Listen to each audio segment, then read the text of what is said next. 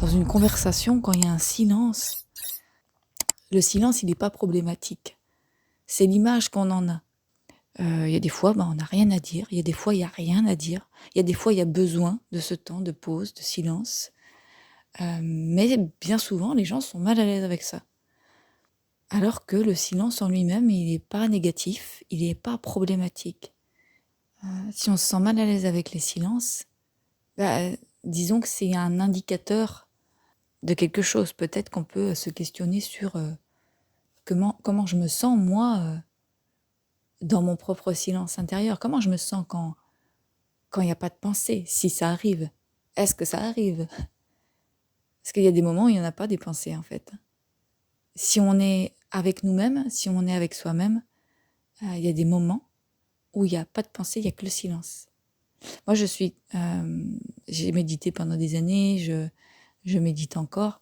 Je fais maintenant plus trop de la méditation assise, comme la méditation classique, on va dire. Je fais beaucoup plus de méditation en marche, quand je marche. Mais c'est la même chose.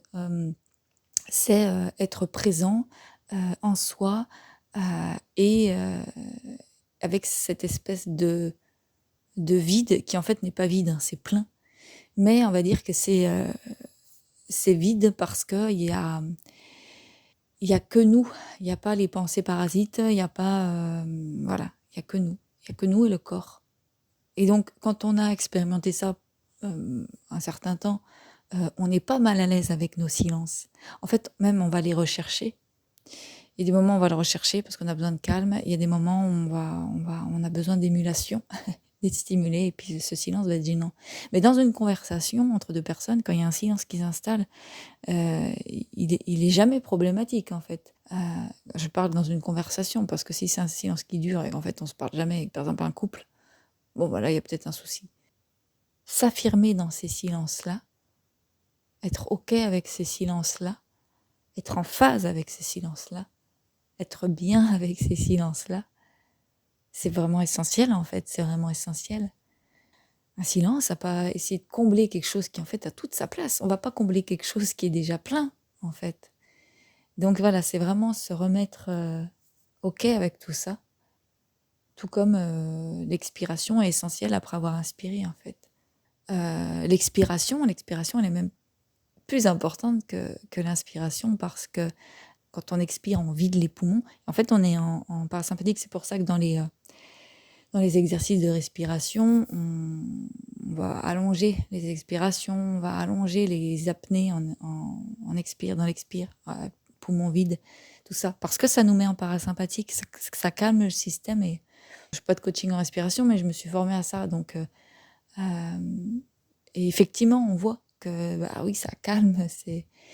Vaut mieux allonger la nuit qu'allonger le jour.